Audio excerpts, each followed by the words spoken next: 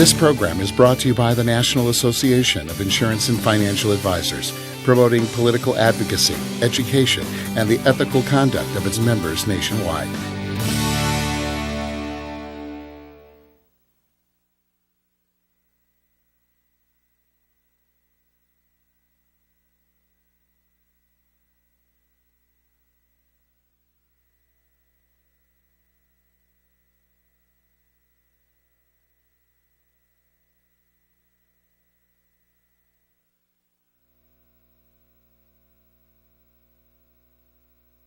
Hello everyone, and welcome to the latest edition of NAIFA's Program in a Box. Today's presentation is entitled Using Trust as IRA Beneficiaries. My name is Jeffery Levine. I'm one of the IRA technical consultants with Ed Slott & Company, and it's a pleasure to be here with you today. Now, before we begin, I'd like to cover a few things with you, and that's our goals for today. I have three key goals that I'd like you to keep in mind as we move through today's presentation. First is that I want you to recognize the type of situations where a trust may be useful for your clients when dealing with IRAs, or the situations where it would not be useful. Both of those are really important. Second, I want you to understand how using a trust as an IRA beneficiary works, the basic rules and guidelines. And finally, I'd like to make sure that you're aware of the key areas where mistakes happen. And I want you to be able to identify, prevent, and in some cases, maybe even correct those mistakes before they impact your client's financial futures. Now, today's presentation is not designed to make you an attorney. And it's not designed so that you go out and draft these type of trusts that serve as IRA beneficiaries. It's simply designed to give you the education you need to serve your clients now as a financial planner or insurance professional. Now, why is this important? Two reasons. One is for your clients and one is for you. For your clients, this is such a key area because lots of clients have a lot of their money tied up in IRAs, 401ks, 403bs, other types of retirement accounts that work differently than other types of assets like a home, like a brokerage account. And this is really important because when it comes to combining those assets with trusts, there are a lot of complications that the average advisor and even the average estate planning attorney may not be aware of. And I want you to be aware of those key issues. Second, it's a goal for you. It's a benefit to you. And why is that? Well, let me ask you a question. Who has trusts as an IRA beneficiary? People with lots of money in their account, right? People who have lots of money in their account have trusts as an IRA beneficiary. So this program will help you to work more closely with those individuals who have large IRA balances and may also give you an access to these individuals who need help now because, again, IRA trust is an area of a lot of mistakes. We see tons of mistakes in this area. Now, finally, the last thing I'd like to point out is you'll hear me refer today throughout the presentation to IRA trusts. And when I say IRA trusts, I want to make one thing clear. I mean a trust serving as the beneficiary of an IRA. Now, that's a mouthful. You can see that. And I wouldn't want to have to repeat that every time. So when you hear me say the word IRA trust, that's what I mean, a trust serving as the beneficiary of an IRA. It's very important that you understand that we're never moving an IRA into a trust. That's a big problem, as we're going to see later. So if you can understand that, that's one of the key areas that will help you prevent mistakes. Let's go ahead and move into today's presentation. Before we dig deep into trust, it's really important to have a basic understanding of the general rules for IRA beneficiaries, the beneficiary form, and how it works. If you don't understand those basic rules, you can never transition to using a trust as an IRA beneficiary. It's just not possible. So before we get into there, I'd like to discuss, again, these basic rules. First rule that you must know is that IRAs generally don't pass by way of the will. They pass by way of the beneficiary form.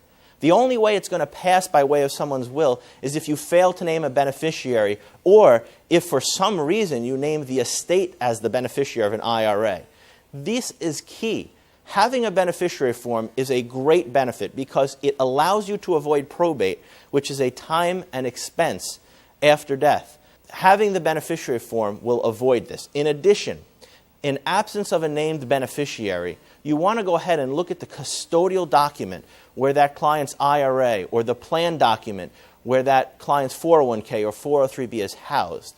And the reason being is that even if someone forgot to name a beneficiary, which mind you should never happen to anyone here, but should you discover a case where this has occurred, there may be a save. You may be able to look at the custodial document and it says in the document, in absence of a named beneficiary, the beneficiary shall be treated as the decedent's spouse, or perhaps if the spouse is not alive, the decedent's children.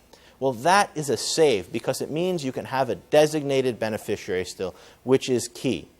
Now, I just used the word designated beneficiary. What is that? There are two types of IRA beneficiaries. There are designated beneficiaries and there are non-designated beneficiaries. And there is a huge difference between the two. Huge difference between the two. It is crucial, again, that you understand this concept before we move into the trust area. A designated beneficiary, or in fact, let's back up a second. What's an IRA beneficiary? An IRA beneficiary is anyone that inherits an IRA. For our purposes, when I say IRA, I mean a 401k, a 403b. Again, to simplify our conversation for today, we're going to deal with IRAs, and these rules generally apply to 401ks, 403bs, and other types of retirement accounts, unless there's a specific rule preventing such. Now, a non-designated beneficiary is something that does not have a life expectancy. So it might be an estate, it might be a charity, it could be some other sort of entity, and it is trusts that do not qualify as see-through trusts. Because they have no life expectancy, there's no way to use the stretch because you have no life expectancy to base it off of. This is a critical issue because we're talking about shortening up the time frame in which the beneficiary needs to withdraw funds from an IRA. Non-designated beneficiaries, as you can see, must withdraw funds from an inherited IRA account within 5 years or over the remaining life expectancy of the decedent, depending on when the decedent died. If the decedent died prior to their required beginning date, a non-designated beneficiary must remove all the funds within 5 years following the year of death. Now, if the owner died after their required beginning date, which for IRAs is April 1st of the year following the year they turned 70 and a half, then you can actually take it out over the deceased owner's remaining life expectancy, which sounds kind of weird, the deceased owner's remaining life expectancy. But that's essentially how it works. Okay? Now, look at the difference for a designated beneficiary. A designated beneficiary. Again, still a beneficiary, but a subset of beneficiaries. Now, a designated beneficiary is any living, breathing person that inherits an IRA account. And that makes them someone with a life expectancy, which we can calculate using the IRS tables, and therefore they can use the stretch IRA. Now, in addition to individuals with who are living and breathing, certain trusts, which is going to be the crux of our discussion today, also qualify to allow beneficiaries to use a single life expectancy. That is key. We allow the stretch, which, as many of you know, is one of the central tenets in IRA planning. Very, very important. Now, what is the stretch IRA? You won't find it anywhere if you look in the tax code. There's nothing in the tax code that says the stretch IRA, believe it or not. It's simply a term that professionals like yourselves use to describe the way in which a beneficiary of an IRA can withdraw or stretch out distributions over their life expectancy. That helps keep the tax deferral of an inherited account intact for as long as possible, which allows for more tax-deferred gains, and it also minimizes the impact of income taxes on distributions. Because you're able to take out smaller distributions, it's a smaller impact on a client's tax return. So that is key. Without the stretch, you're really doing your clients a disservice. So it's very important to make sure you're aware of the stretch rules, make sure that you're using designated beneficiaries when at all possible, so that you maximize this stretch IRA. Now, in order for a stretch IRA to occur, distributions must begin by December 31st of the year following the year of the client's death. It's very important. Now, if it's an IRA, it's a little bit simpler because most IRAs do allow for the stretch. If your client happens to have a plan, though, such as a 401k, and they pass away, what to do then, because many plans don't allow non-spouse beneficiaries, such as a son, a child, a son or a daughter, to stretch distributions over their lifetimes. Not a problem anymore. In 2008, WIRA, the Worker Retiree and Employee Recovery Act, mandated that beginning in 2010, all plans must allow non-spouse beneficiaries to do a direct rollover of their inherited assets from the plan to an inherited IRA or inherited Roth IRA. Now, there's a rule that says that if you do that and you take the first required minimum distribution by December 31st, by the year following the year of death, even if the plan did not allow the stretch to happen, it can still occur within an IRA. So that is a key component for you and your clients. Now, all beneficiaries, regardless of age, regardless of how old their spouses are, use the single lifetime table when calculating minimum distributions. That's different from owners, who generally use the uniform lifetime table. And keep in mind that a beneficiary is always able to take more than the required minimum distribution for purposes of the stretch, but can't take less without penalty. And finally, the last point you see here, no credit is given. This is one of the common questions we see all the time. No credit is given in a current year for distributions in excess of the required minimum distribution taken in previous years. So for instance, if the required minimum distribution from an account was $5,000 last year, but you took $10,000, you don't get to subtract $5,000 from this year's required minimum distribution. It's still calculated separately, and you must take the required minimum distribution in its entirety. Now with that, what happens if there's more than one beneficiary?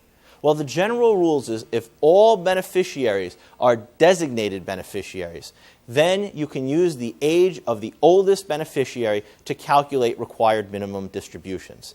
Okay? But you have to have all designated beneficiaries. If you have an estate or a charity in there, well, now you've got a problem because you're combining non-designated beneficiaries with no life expectancy with designated beneficiaries which do. So if you follow that through, the oldest, if you will, life expectancy is none. Now, you also have what's known as the separate account rule, which allows you to break apart beneficiaries or inherited IRAs and allow them to use their own age for required minimum distributions. That's the key factor there. So if an IRA is left in part to a spouse who's maybe 60 years old and to children that are 30 and 32 and maybe 25, you can split that IRA into separate inherited IRAs for each of those individuals, and they can each use their own life expectancy to calculate required minimum distributions. That's a big advantage because an individual 25 years old certainly has a longer lifespan than someone 60 years old. So you're minimizing the amount that has to come out of that person's account each year, again, helping to increase tax-deferred growth and minimize income tax on distributions. Now, you look here on the slide, and you see the September 30th cash-out date. That's a key date. If you happen to come across a situation where you do have a charity or do have an estate or do have some other non-designated beneficiary in the IRA Beneficiary Club, as we call it, if you cash them out or pay out that entire beneficiary's inheritance by September 30th of the year following the year of death, they're no longer considered for the purposes of the oldest beneficiary. So that's key. And if you have designated beneficiaries, all designated beneficiaries, if those accounts are split by December 31st of the year following the year of death, again, each beneficiary can use their own life expectancy. So that's the key date you want to be aware of. December 31st, if you have all designated beneficiaries, that's the date when you want to split the accounts by. And really, it should be done before, but that is the absolute drop-dead date to have an inherited IRA split into separate accounts for multiple beneficiaries where each beneficiary can use their life expectancy. Now that we've gone through all of those issues, let's look at why you would use a trust as an IRA beneficiary. There are a lot of reasons to do so, a lot of reasons, but you'll notice that in every reason we cover, every reason, control is part of the issue. Control is a key element to naming a trust as an IRA beneficiary. And if there are no control issues, you probably should not be using a trust as an IRA beneficiary because of the expense, because of the complication, and a number of other factors. Now, let's look here at some of the issues. Issues involving beneficiaries who are minors. Now, if your client has a $2 million IRA but has a 3 or 4-year-old child, do they really want to leave it to the 3 or 4-year-old child? Probably not. Probably not. So naming a trust as an IRA beneficiary might be a useful tool for them. In addition, disabled beneficiaries, both mentally and physically, in part because if it's mental disability, they may not be competent enough to handle these issues. But if it's a physical disability, you may still want to name a trust because of special needs considerations. Many beneficiaries who are disabled receive state aid, federal aid, and having an IRA or 401k or other asset left to them directly may impact their eligibility for that aid. So that's another concern. You may simply have incompetent beneficiaries, and that sounds kind of mean, but it's the case. You may have a beneficiary who's going to run out and doesn't know how to handle money, and the first person that comes to them with the greatest stock idea ever or the greatest investment idea ever, they're going to hand over all of their assets to that individual, and the flash, all the money that dad and mom have worked for their entire lifetimes, it's gone to some shyster. So you've got to be aware of that as well. And finally, unsophisticated beneficiaries, just beneficiaries who are not capable of managing the account in the way it needs to be managed. These are all reasons to name a trust. Of course, another common reason to name a trust as an IRA beneficiary is when you have a second marriage.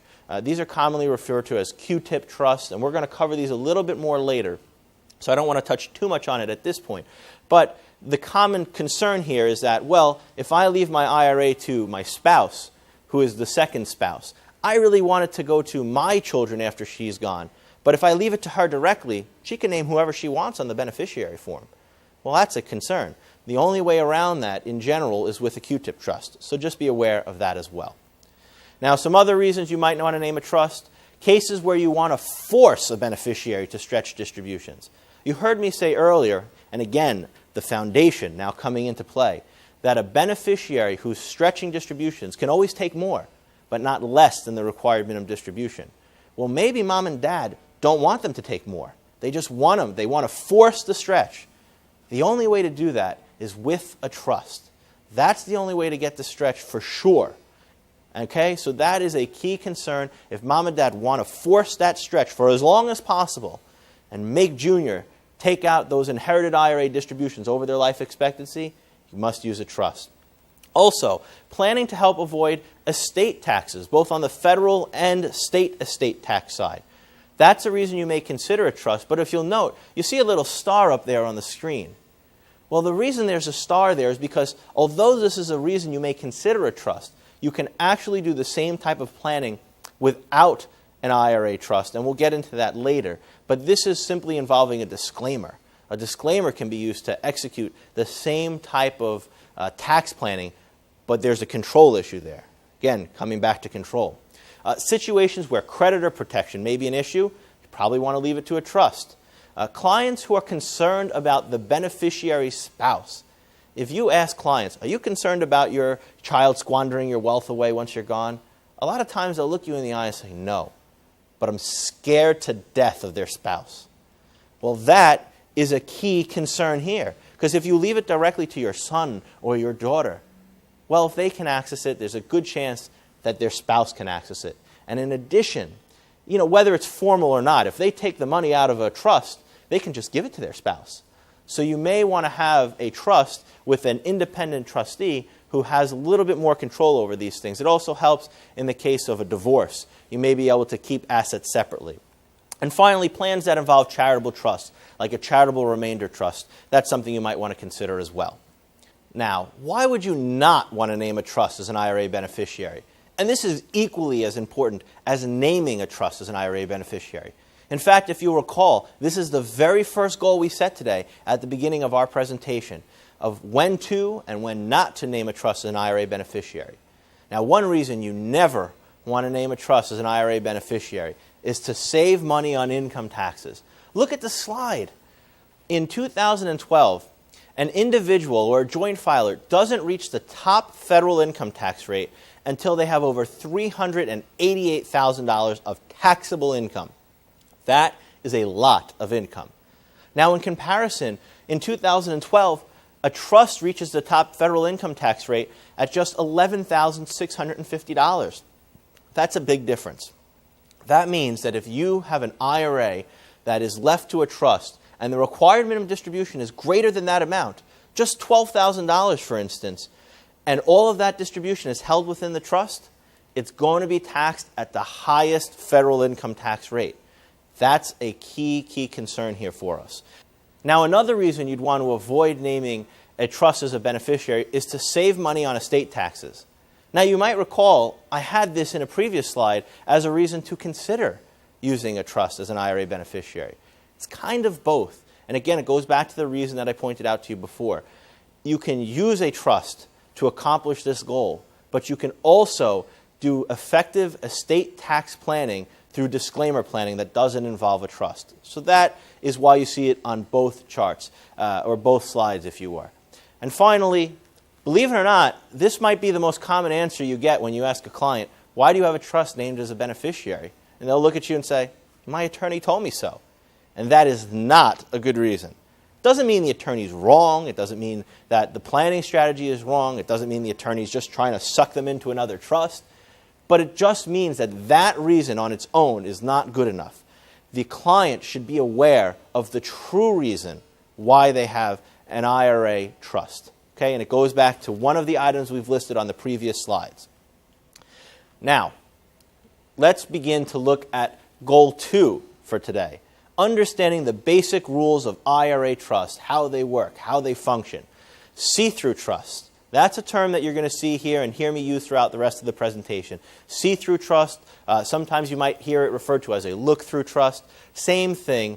And what a see-through or a look-through trust is it's a trust that qualifies under certain provisions to allow the trust beneficiaries to use the age of the oldest beneficiary to calculate required minimum distributions. I'll repeat that because it's a mouthful.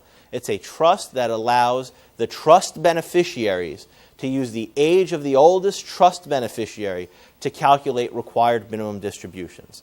Okay? And that's a lot better than it would be if it's not a see-through trust, because remember, non-see-through trusts are non-designated beneficiaries. You're back to the 5-year rule or owner's remaining life expectancy, depending on whether they died before or after their required beginning date.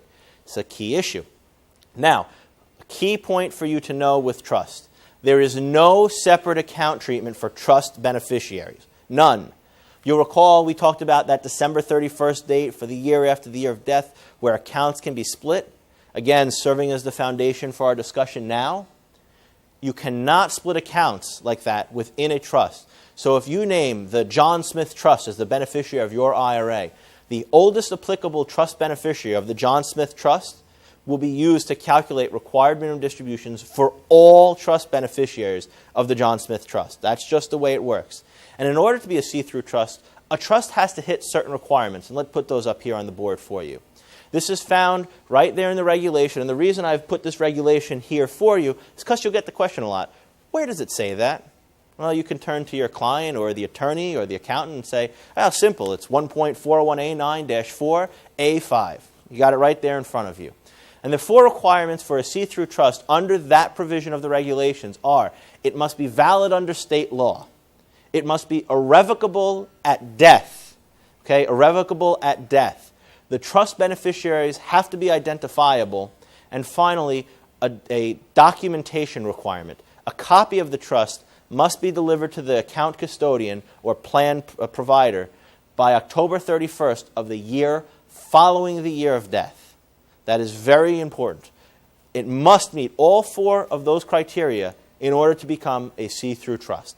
And in addition to the 4 you see listed here, if you want the beneficiaries to stretch, which is presumably one of the reasons you may use a trust, there's an unwritten 5th requirement.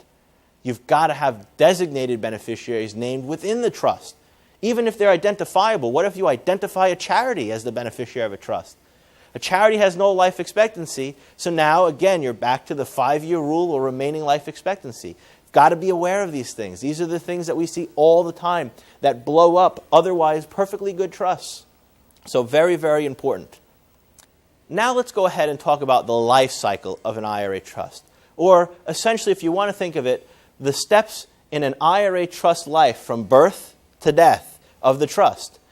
Here, the first step is that the owner realizes there's some sort of goal that they can't accomplish now without a trust, that they need a trust. They need a trust. And probably that's going to be sitting down with you. You're going to sit down with them and say, you know, Mrs. Smith, I know you really want your child to stretch their IRA distributions, but if you leave it to them, they're able to take that all out right away. If you really want them to stretch distributions, the only sure way to do so is with a trust. And they might look at you and say, you know what? Let's use that.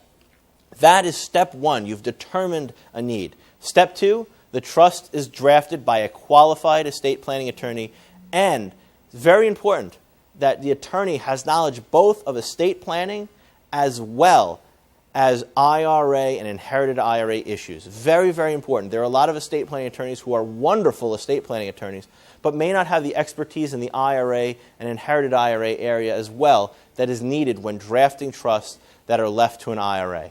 And just as a separate note here to add to your individual notes, when using a trust as an IRA beneficiary, it is generally best to have a separate, standalone trust serve as that beneficiary.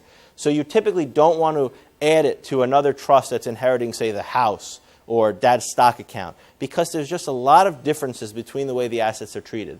So the best way, most of the time, is to create separate, standalone trusts that will serve as the beneficiary of any IRAs, 401ks, 403bs, etc. Now, a trust can be a testamentary trust. It doesn't have to be in existence at the time. It can be established under an individual's will. And the difference is here, the difference is that you're not naming the will on the beneficiary form. You're naming the trust established under the will. A big difference. Sounds subtle, but a big, big difference. So the trust will be named on the beneficiary form, and you could see I have here examples for both cases. If the trust is in existence already, you can have the John Doe IRA trust listed right there in the beneficiary form. And let's say, for instance, it's a trust that does not get established until the owner dies under their last will and testament. Well, you simply put something like this: the John Doe trust established under Article X, Section X of the individual's last will and testament. That will be just fine. Step number 4 happens to all of us at some point. IRA owner dies. Okay, that triggers the end of the IRA owner's lifetime, obviously, and we move into the inherited IRA rules. Step 5, a properly titled inherited IRA is established. This is a crucial step. Without this step, the stretch is blown, and the IRA could be completely taxable. A properly titled inherited IRA is established for benefit of the trust. And again, I've given you an example of some account titling here. The key in this case is that you have the owner's name retained in the title, the fact that it's an inherited IRA somewhere or it's a beneficiary IRA, and that we have the trust name as the beneficiary. Notice, nowhere here does it say, move the IRA assets into the trust. That's a taxable distribution, and it's not going to be able to be fixed. The distributions from the inherited IRA go from the inherited IRA, into the trust. That's step 6. That's the key difference. The inherited IRA is not moved into the trust. Distributions go from the properly titled inherited IRA to the trust, and then, according to those trust terms, out to the beneficiaries, which is step 7, as you see there. Now, you might even want to add a step 8 here in your notes, and it's just the trust ends. And that might be when there's no money left, or it might be at certain points within the trust, and we'll cover those in just a minute. This is a little bit difficult to understand, so I have here a graphical representation for you. And there's one thing you should all be aware of, and if you get nothing else from the presentation, you should understand this. If you are nose deep in the tax code every single day, you are crucially flawed at being a graphical designer. So I excuse myself in advance for this poor graphic. But you get the point. The key here is that you see that there are 3 separate entities after death. There's the inherited IRA, there's the trust, and there's the trust beneficiaries. 3 separate entities. If you can understand this slide, you will stop 90% of the mistakes that occur with inherited IRA trusts. This is key. 3 separate entities. 3 separate entities. The trust, the inherited IRA, and the trust beneficiaries. Again, if you can understand this slide, you will solve 90% of the problems that occur, or you'll prevent 90% of the problems that occur, rather. There are 2 types of IRA trusts. There are conduit trusts and there are discretionary trusts. And as you might suspect, there are reasons to use one over the other in different cases. Each has certain advantages, each has certain disadvantages, and there are different rules for both of them. Let's first discuss conduit trusts. In a conduit trust, what makes it a conduit trust is that the trust language dictates that no less than the required minimum distribution each year comes out of the inherited IRA, passes through the trust, and goes out to the trust beneficiaries. So each year, the inherited IRA required minimum distributions will come out from the inherited IRA, that properly titled inherited IRA, to the trust, and then be passed right out to the beneficiaries of the trust. In essence, the trust is just a conduit for those distributions, hence the name. Now, the trust beneficiaries pay income tax distributions on those required minimum distributions at their own personal tax rates because they've been passed out to the trust beneficiaries in the same tax year. It's very important, keeping it at that low rate. Remember, we discussed earlier that the individuals for 2012 can have over $388,000 of income versus just $11,650 of income for a trust. So that's a key difference for you. In addition, if you have an IRA that's left to a trust, let's say the required minimum distribution each year is $30,000. Well, perhaps you have 3 beneficiaries of the trust.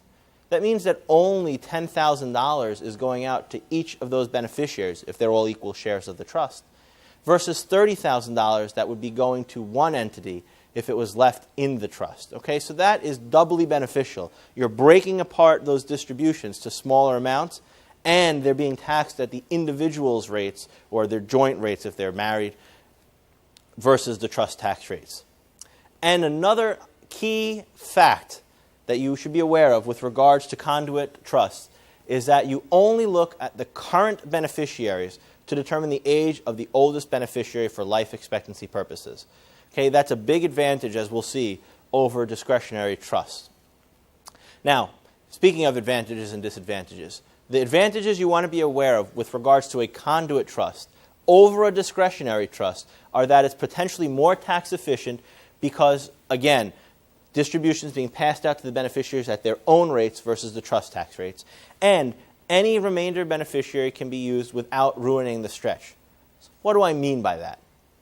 Suppose you have a trust that is, suppose you create a trust for your 3 children, and your 3 children are equal beneficiaries. And after your children are gone, you really don't care what happens with that money. In fact, you'd like it to go to a charity. With a conduit trust, that's not a problem because although you use the age of the oldest beneficiary of the trust, you use the age of the oldest applicable beneficiary. In this case, with conduit trust, it's only the current beneficiaries, or who is getting the money now, right after death. So if the 3 children inherit the money first, and then only after they're gone does it go to the charity, you use the age of the oldest child to determine minimum distributions. So the stretch is not blown. It's not as advantageous as separate accounts if you leave it to the children directly, because again, they're stuck using the age of the oldest child. But it's a lot better than having a trust that's left to a charity, okay? Because again, then you'd be back to 5 years. The disadvantage is less control. Because that minimum distribution has to, by way of the trust language, be passed out to those trust beneficiaries each year. Creditors may be able to attach some of those funds if that's an issue. There's no control over those funds once they're out of the trust. So the beneficiary might do whatever they want with it. They might give it to their spouse. They could spend it on drugs. Hopefully not, but these are key considerations. That's why in situations where those are issues, you may be better off with a discretionary trust, which we'll talk about here. RMDs from a discretionary trust do not have to be passed out to trust beneficiaries. They can, but they don't have to be. The trust language doesn't dictate that they must be passed out to the beneficiaries each year. And if that's the case, the trustee has discretion over how much is passed out, has some level of discretion, and that's where the name comes from. You'll also hear these trusts referred to as accumulation trusts because they can accumulate money within the trust. Same thing, they're synonymous terms for our purposes today. Again, discretionary and accumulation trust, you can hear them either way. Now, RMDs may be distributed if the trustee has the authority under the trust and feels it's in the best interest of the beneficiaries. So I'll give you an example. You may have a trust that says, I leave my IRA to this trust, and each year the trustee can pass out as much or as little of my inherited IRA to my beneficiaries as they want. Maybe they choose one year to pass out only the required minimum distribution. Maybe the next year they give them the required minimum distribution plus $10,000.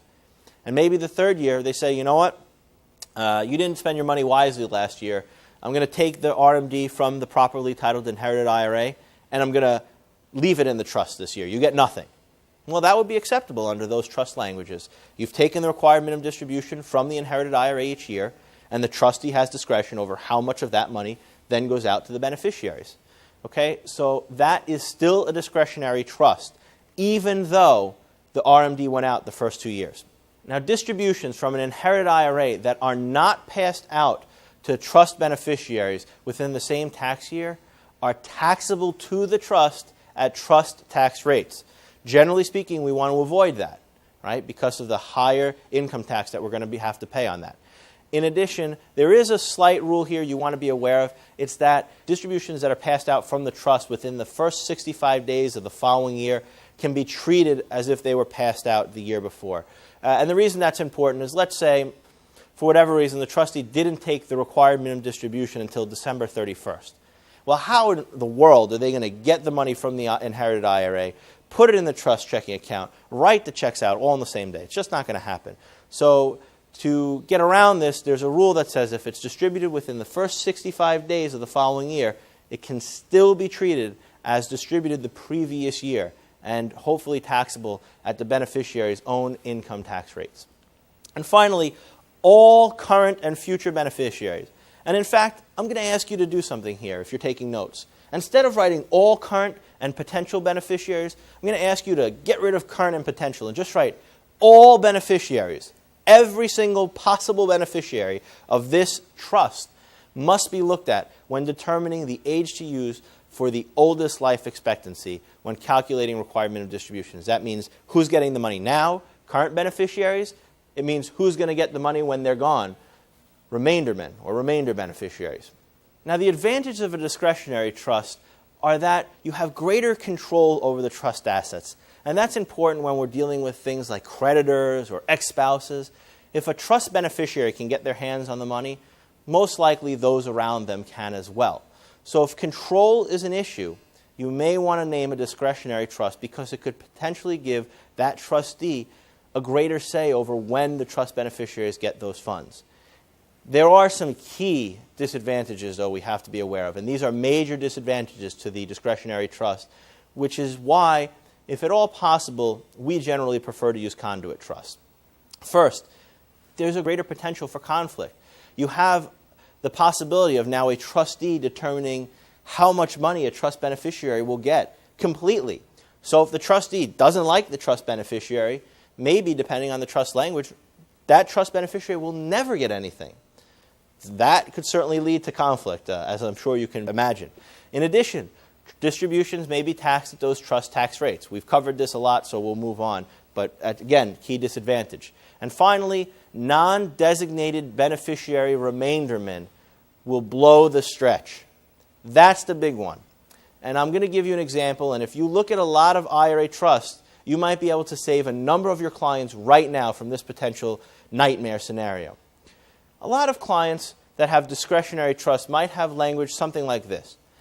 When I'm gone, I leave my money to my spouse. And when my spouse is gone, I'd like it to go to my children. And if my children are gone, then it's supposed to go to my nieces and nephews. And if my nieces and nephews are gone, it goes to my cousins. And if my cousins are gone and the end of the world and the apocalypse comes, then it's left to a charity. Now we've got a problem. We've left money potentially to a charity. Because that trustee has discretion over who gets the money. Maybe they don't like the spouse. Maybe they don't like the children. Maybe they don't like the cousins or the aunts or the uncles or whoever else is in there. Maybe all that money is held in the trust forever until everything goes to heck. And now it's left to charity. Well, charity in that case is the oldest applicable life expectancy. Doesn't have one. Now, after all that great planning, you're back to 5 years or remaining life expectancy. The stretch IRA is blown. that will save you. I bet you if you go back and look at your client's trust, and you don't have to be an attorney to see that. It's right there in plain English. It says, I leave it to the charity. You'll be able to save a lot of people a lot of money very quickly. Now, here's a discretionary trust idea. If you have to use a discretionary trust, if control is such an important factor that you need to give the trustee discretion over how much goes out to the trust beneficiaries each year, let's consider converting to a Roth IRA. And the reason you might do that is because if a Roth IRA is left to a discretionary trust, you get out of the trust tax rates impacting required minimum distributions or distributions in excess of the required minimum distributions because, in general, they're tax-free. Now, a key note for you here, and believe it or not, this is true. This is going to really surprise some of you. Inherited IRAs cannot be converted to inherited Roth IRAs. Okay, so a beneficiary of an inherited IRA cannot convert it to a Roth IRA or inherited Roth IRA. However, a beneficiary of a plan like a 401k can convert that inherited plan directly to an inherited Roth IRA. Can't go to an inherited IRA first and then to an inherited Roth, but it can go directly from the plan to an inherited Roth IRA. It doesn't make any sense. There's no rhyme or reason for it. Don't think too hard about it or your brain will start to hurt like it does when I do. But that's the rule. So keep that in mind. You probably want to do this during the owner's lifetime, and you have to if it's an IRA owner because the beneficiaries won't have a chance. Now, again, inherited Roth IRAs can generally avoid income tax issues. There are some exceptions. We're not going to get into those today. They're not common, especially if you're taking required minimum distributions. When does it all end? Remember that 8th unwritten step I gave you in the IRA trust life cycle when we were on that slide? Well, first step, there's no money left. If there's no money left, who cares? All right? It's all gone. It doesn't make a difference. Or when the trust terminates, and this is language specifically within the trust that says, when my beneficiaries reach 45, they get the money outright. Or after 10 years, the beneficiaries can have the money. Or it might say, when there's no more than $50,000 in the trust, let's just end the trust. All right, there's a lot of different ways this can be done. You can see those are all here listed, and this is just a smattering of an example for you. But that's when the trust might terminate. And what you want to do is if you see a trust that will terminate, you want to check with the custodian to see whether the inherited IRAs can be assigned out to the trust beneficiaries. What do I mean by that? What does assigned out to the trust beneficiaries mean? Let's give you an example with numbers. Let's say Dad left an inherited IRA to his children, his 3 children. It was a $300,000 inherited IRA. And after 10 years, all the kids are grown up, and the trust says, when my youngest child reaches 40 years old, the trust terminates. And at that time, there's still $300,000 in the account. Each child's share is $100,000. If the trust allows it to be assigned out to the trust beneficiaries, and the custodian will accept that, you now, instead of having one inherited IRA titled for the benefit of the trust, where then the distributions will be broken out to the 3 trust beneficiaries, you'll actually create 3 separate inherited IRAs, one for each beneficiary. Okay, so they would each have their own separate account at that point, tied to their own tax ID number. And the key here that you want to be aware of is that they still all have to use the age of the oldest trust beneficiary. When they split the account, if that's even allowed by the custodian, they don't all of a sudden get to use their own life expectancy. They've got to continue using the life expectancy that they started out with. But for accounting purposes, for simplicity purposes, for investing purposes, you might want to split the account out if at all possible. Now, there are tons of mistakes that are made with these type of trusts. And I'm not an attorney. I don't draft trusts. But a lot of these mistakes are really easy to spot. They're really easy to fix. Okay? You can do these without being an attorney. And again, we've talked about that. The goal today is not to be an attorney. But remember, one of the goals was to identify mistakes, to prevent them, and if at all possible, correct them before they cost your clients money. First key mistake we're going to talk about today: moving an IRA into a trust. And I use moving in quotation marks, or into, in this case, in quotation marks, because it can't be done. You cannot move an IRA into a trust. It is not possible. It's a taxable distribution, and there's no more IRA. Remember, the I in IRA, what does it stand for? Individual, right? So how can a trust own an IRA? It really can't happen. You can't move an IRA into a trust. Now, a common mistake occurs when clients try to fund their revocable living trust. I used to live down in Florida, and in Florida, it seems like everybody has a revocable living trust. And of course, one of the things at the end of the seminars that everybody goes to, the attorney says, this is a great vehicle, but it only works if you fund it, right? You have to fund it. If you don't move the assets into the trust doesn't work. So what happens? Well, grandma goes home and she says, wow, I just went to the greatest seminar. I established my revocable living trust. I'm going to move all my assets in there. Except she moves her IRA too. Now it's taxable and we've got a problem. If the owner makes this mistake and tries to move an IRA into a trust, it can be corrected, but only within 60 days. You have that 60-day window because an individual can do a rollover within 60 days. And of course, that assumes they haven't made a rollover within the past 365 days because of the once per year rollover rule. In addition, if this mistake is made by a beneficiary, like, for instance, I don't know, a trust, well, it's not fixable. A non-spouse beneficiary, like a trust, cannot do a rollover. There's no 60-day rollover provision for a non-spouse beneficiary. So if this mistake is made, it's irrevocable, it's taxable, and it cannot be fixed. And it's a huge mistake. Going to cost your clients thousands and thousands, potentially hundreds of thousands of dollars of taxation and lost tax-deferred growth. The second mistake I want to talk to you about is when you see a trust that calls for debts and expenses of the estate to be paid from trust assets. And this creates two potential problems. First is that if the trust calls for the estate to be paid out in some fashion, isn't the estate a beneficiary of this account? The IRS takes the view they are, so that's one key concern. The second is you may be stripping your IRA of all the creditor protection that it has. If you call for the debts and expenses of the estate to be paid, if you mandate that using trust language, well, the debts and expenses have to be paid. It says so in the trust. So even if you live in a state that has good IRA creditor protection rules, your trust language may completely strip it of any creditor protection it has after death. Now, if you do have an estate as the beneficiary, remember, that's a non-designated beneficiary, right? We covered that. That's one of the foundation rules we talked about when we first started today. See, coming back into play again. You can actually eliminate it in the trust. We can get rid of it using that September 30th cash out date we talked about. So if your trust calls for the debts and expenses of an estate to be paid, make sure they're paid and satisfied by September 30th of the year following the year of death, and now that estate is no longer considered a beneficiary of the trust.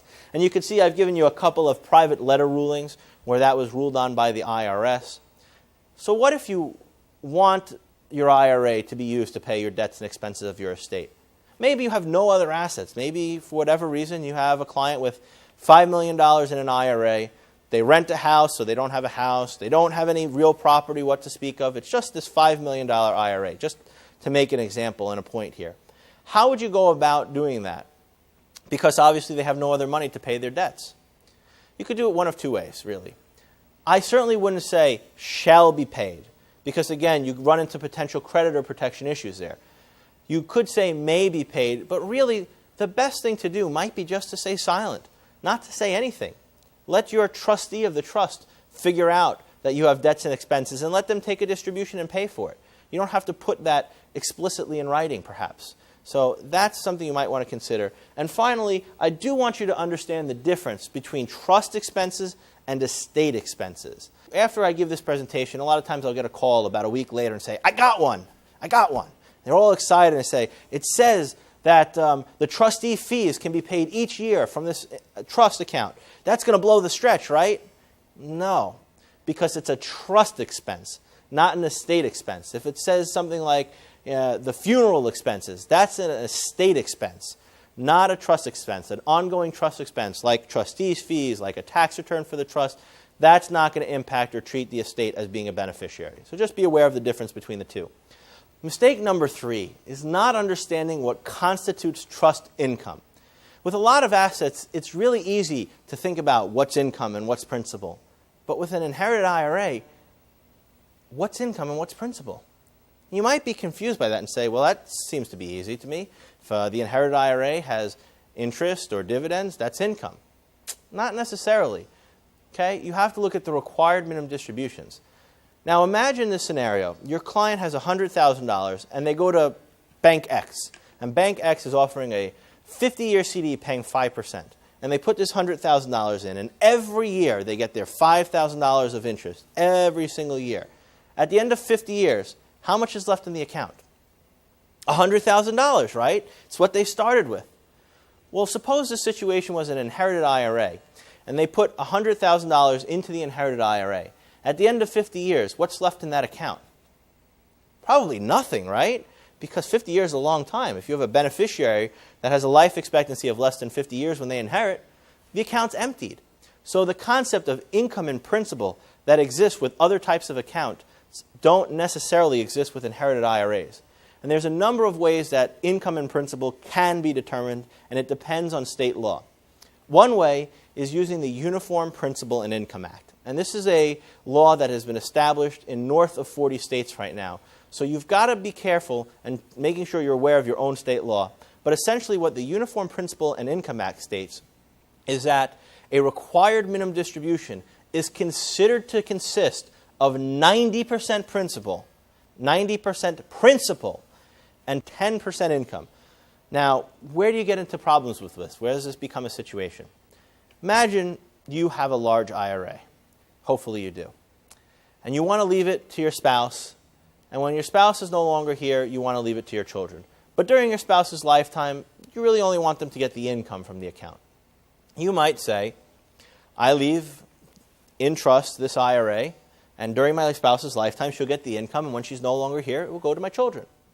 Well, suppose the required minimum distribution from this account each year is $50,000, and your estate is using the Uniform Principal and Income Act rules. Well, how much of that distribution is principal, and how much is income? 10% is income, remember? So that $50,000 distribution is only $5,000 income. Well, you're going to have one very unhappy surviving spouse, let me tell you.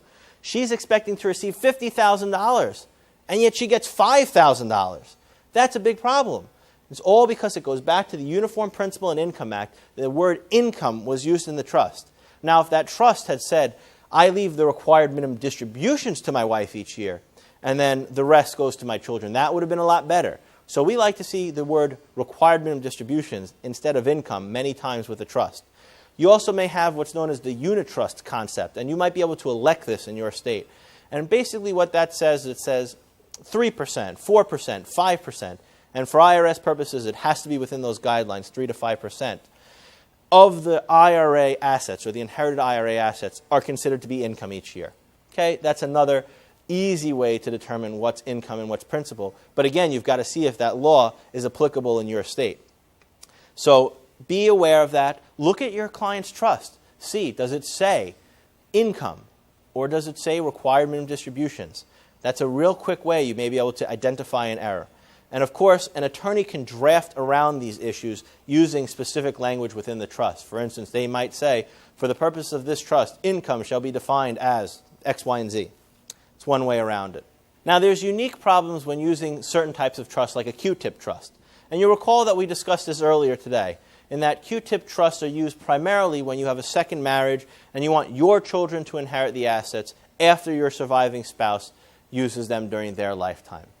Okay? And the reason this is beneficial is that it allows you to use the marital deduction. It also guarantees that your children will inherit the assets when your surviving spouse is no longer here. If you leave it directly to the spouse, again, the spouse can leave it to whoever they want. But it creates a number of problems. The first is that Q-tip trusts have to use the word income. So remember, I just talked to you about looking to see whether it says income or required minimum distributions. Can't really do that with a Q-tip trust because it has to say income. Now, another problem for Q-tip trusts is that the remainder beneficiaries may not inherit for many years. In fact, the remainder beneficiaries could be completely disinherited. Now, how could that happen? Let me give you an example. Remember years ago, J. Howard Marshall married Anna Nicole Smith? She was something like 60 years younger than him at the time. And J. Howard Marshall's own children, in fact, were much older than Anna Nicole. Well, suppose J. Howard Marshall had set up a Q-tip trust to serve as the beneficiary of his inherited IRA.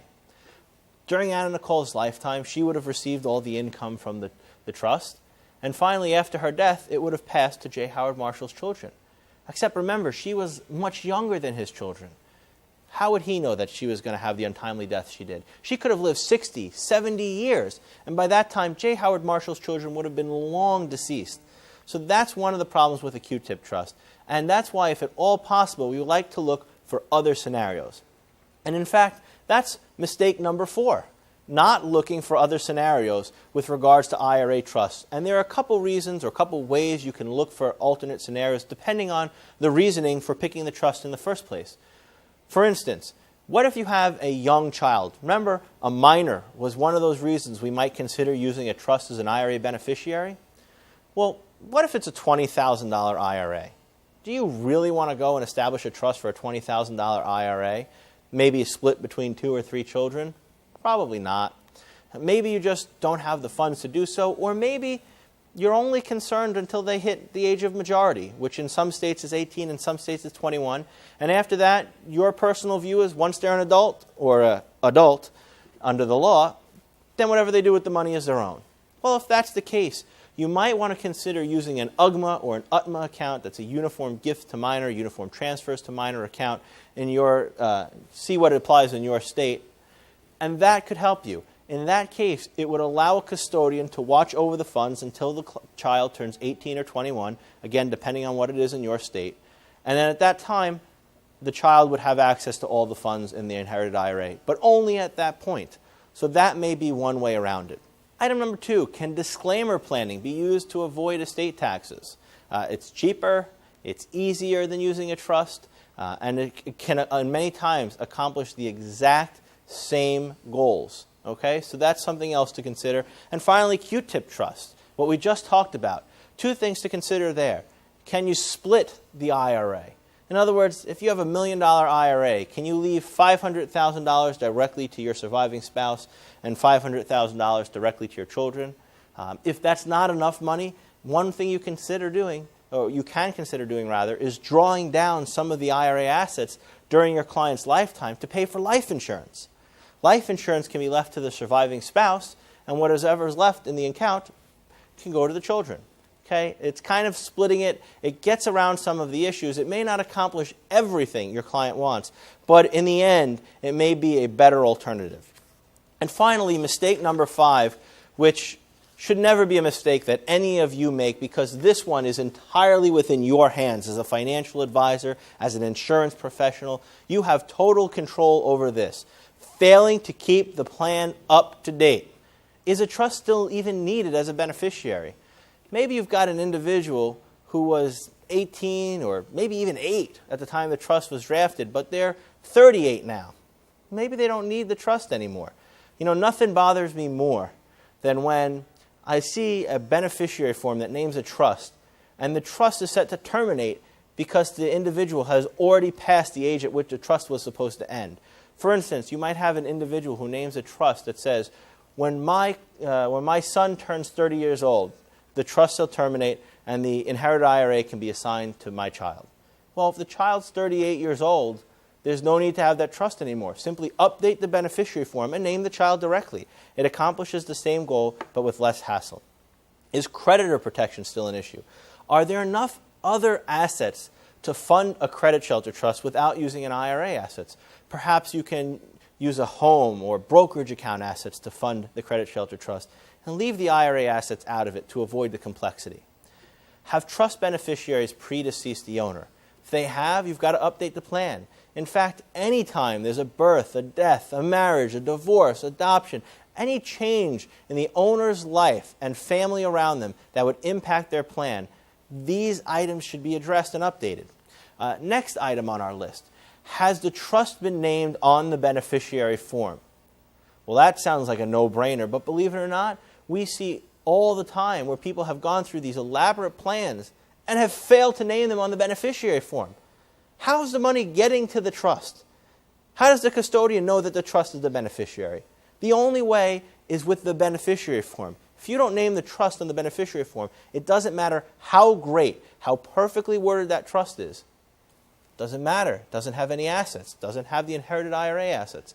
That is a big mistake, and one that can be prevented through just a little due diligence. And finally, does the custodian allow for a trust to be named as a beneficiary? Can you imagine going through all this planning, and you submit the trust on the beneficiary form, and the custodian comes back and says, sorry, we don't allow trusts? Well, that can happen. So you want to check beforehand, during the owner's lifetime, and make sure that trust will be treated as the beneficiary of the account upon the IRA owner's death. Now let's cover some recent rulings and updates that reinforce and really hit home some of the key concepts we've learned today. Now, just in case you're not aware, a PLR is kind of like a mini court case where an individual goes before IRS and says, can I or can't I do this? And IRS gives them an answer. It's not something that can be relied on as precedent, but if you see the fact pattern lines up with the fact pattern of your clients, it's usually a pretty good indication of how IRS would rule in a similar situation. Now, this first series of PLRs here involved an individual who wanted separate account treatment for their trust beneficiaries. And this was a trust that split into separate shares for each of the beneficiaries of the trust. And that's why there's 3 corresponding private letter rulings, 1 for each of those trust beneficiaries. And IRS said, no, we're not giving separate account treatment. You've named the trust as the beneficiary on the beneficiary form. That's the beneficiary. And in this case, you have 1 beneficiary. Even though it's splitting up for 3, it's first going to 1, and therefore we deny your ruling request. If you look at the next ruling request, IRS approved this one, and the difference here, and the reason separate account treatment was allowed, was instead of naming the master trust, or the one trust that then split into separate subtrusts, the subtrusts were named on the beneficiary form. And I've given you an example of the wording you might see. Subtrust X, established under Article X, Section X, of the John Smith Trust, or the John Doe IRA Trust. Okay? It named each of the individual subtrusts as the beneficiaries, and therefore IRS said, yes, we'll give separate treatments because we have separate identifiable beneficiaries. And this last series of PLRs from 2006 is very similar to that first set from 2003. Believe it or not, the individual requesting these rulings did essentially the same thing. They named the master trust on the beneficiary form and said, can we have separate account treatments? And IRS said no, not surprisingly, because the fact pattern was almost identical to that we saw in those first series of rulings. Here's another ruling which reinforces something we've covered today. Remember earlier today we discussed reasons for naming a trust as an IRA beneficiary. We said having a disabled beneficiary is one of those reasons. And the reasoning behind that, of course, was we want to preserve entitlement eligibility. Well, in this case, a trust was not used as the beneficiary on the beneficiary form, and a disabled beneficiary inherited the assets directly. They went to IRS and said, IRS, I need to preserve my entitlement eligibility. Will you allow me to create a trust that will be a special needs trust and transfer ownership of this inherited IRA to this trust so that I'm not the owner and I can preserve my entitlement eligibility? And believe it or not, IRS said yes. This is actually the 3rd time they've granted a similar ruling. I've given you the other 2 that were similar.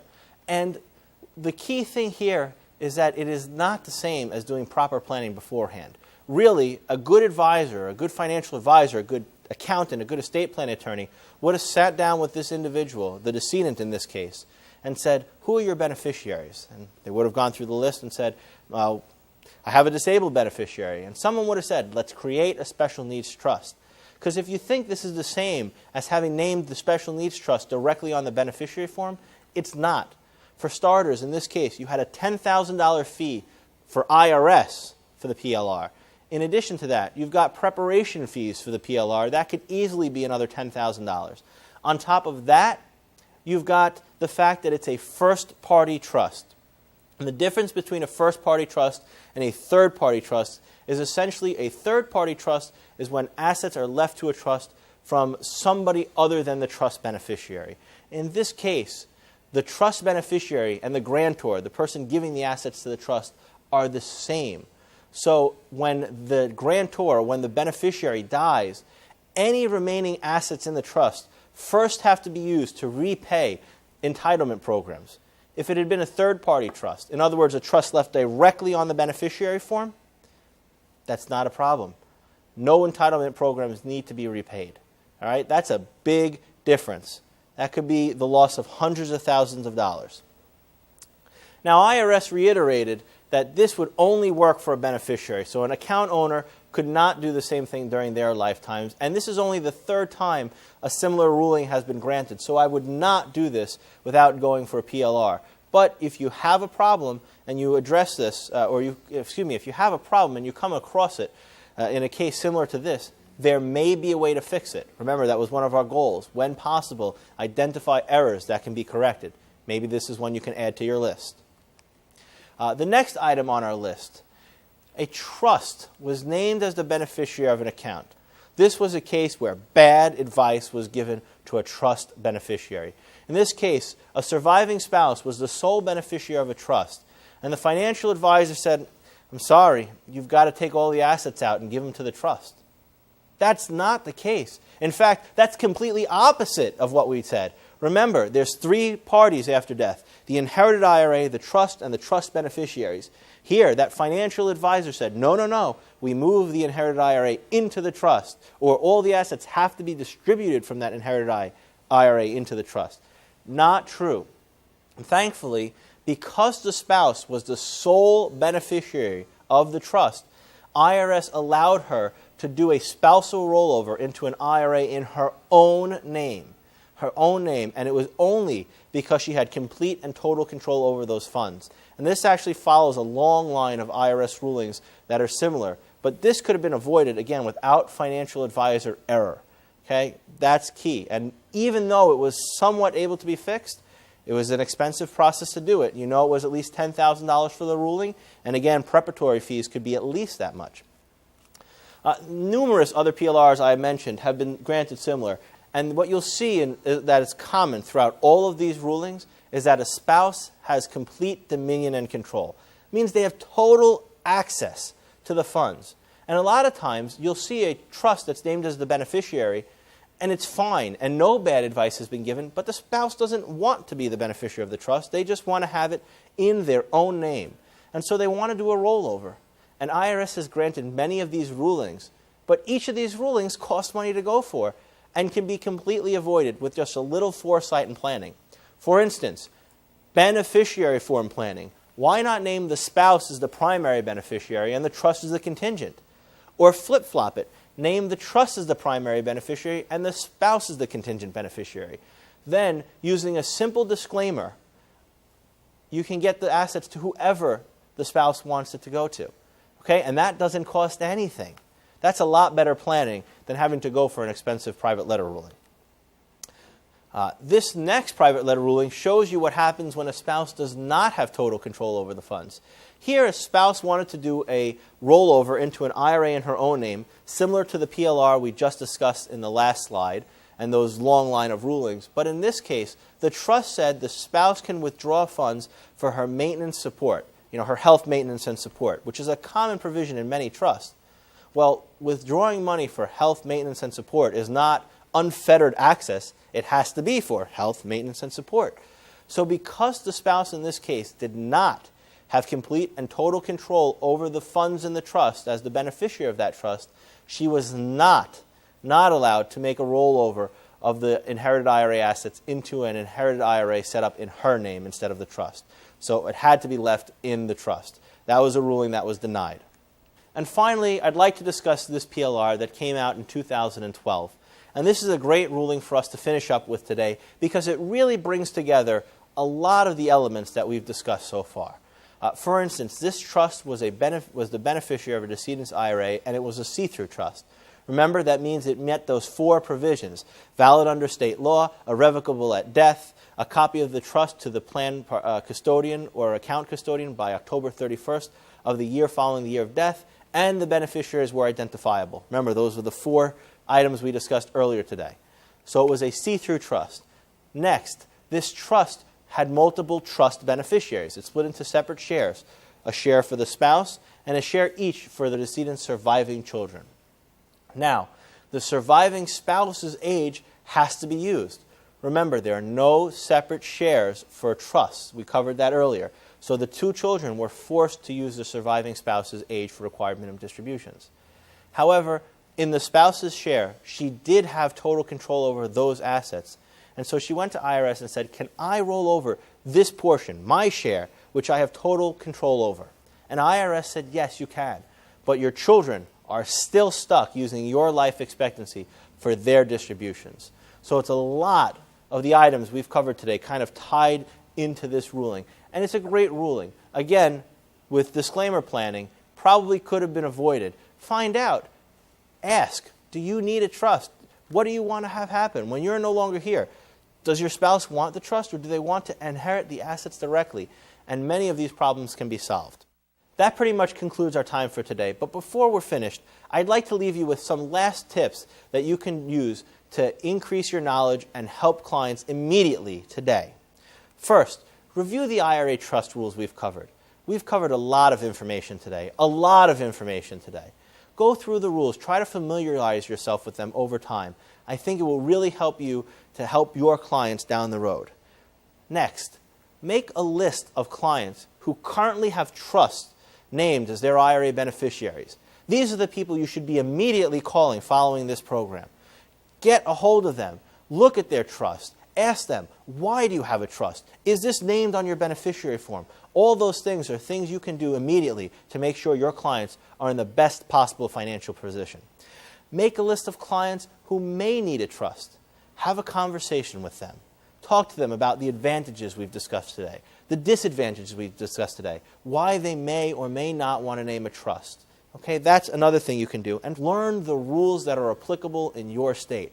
Remember, a lot of the items we've covered today vary from state to state. For instance, what's the age of majority in your state? Is it 18? Is it 21? Is the Uniform Principal and Income Act in place in your state? Those are things you have to be aware of in order to be best serving your clients. So that's a key item you need to address following today. And finally, find a good estate planning attorney who you can work well with and who you feel comfortable in recommending your clients to. Maybe 2 or 3. Remember, it's not enough to just be a good estate planning attorney. They have to be a good estate planning attorney and know IRA rules. There's a big difference between general trusts and IRA trusts. So be sure that the attorney you're working with has specialized knowledge in this area as well. With that, I want to thank you all for joining us today. It's been a real privilege to be here for NAIFA's Program in a Box. For more information about Ed Slott & Company, our various training programs and products, you can visit our website, which is www.irahelp.com. I want to wish you and your clients nothing but the best and a successful and happy retirement. Thank you. Thank you for participating in this program. For more information regarding products, programs, services, and other NAIFA member benefits, visit www.naifa.org.